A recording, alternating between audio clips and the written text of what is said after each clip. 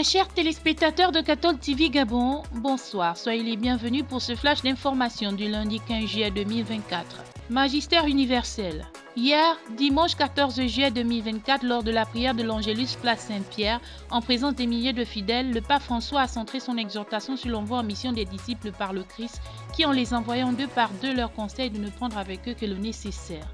S'arrêtons donc sur cette image présentée dans l'évangile de la liturgie du 15e dimanche du temps ordinaire de l'année liturgique B.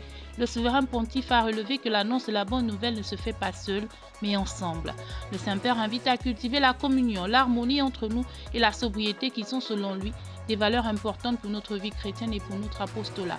Des valeurs indispensables pour une église vraiment missionnaire à tous les niveaux. Nouvelle d'église.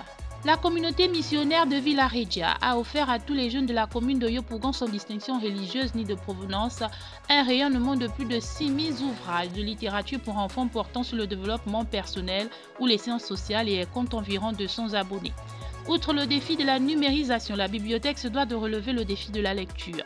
Après 17 ans d'existence, la bibliothèque Saint-Laurent de Yopougon poursuit son travail pour atteindre ses objectifs qui sont d'accompagner la réussite scolaire et académique des jeunes tout en contribuant à leur développement intégral à travers plusieurs activités.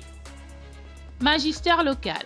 La communauté paroissiale Saint-Pierre était en fête le dimanche 14 juillet 2024 à l'occasion de la célébration en différé de leur fête patronale et la clôture des activités pastorales et spirituelles de l'année 2023-2024.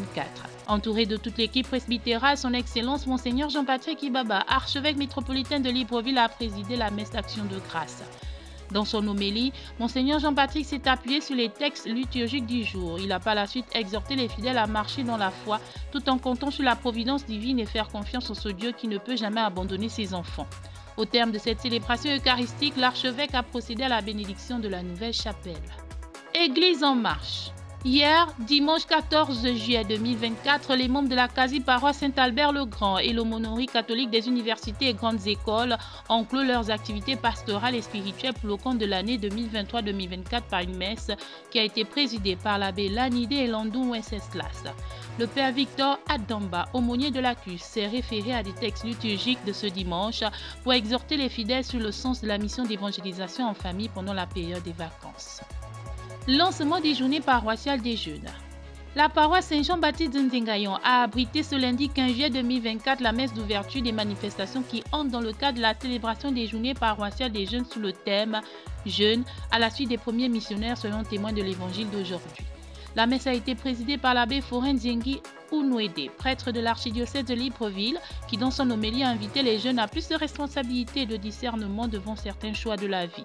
Ces rencontres sont organisées conjointement avec la communauté de la quasi-paroisse Saint-Jean-Paul II de Nzingayo.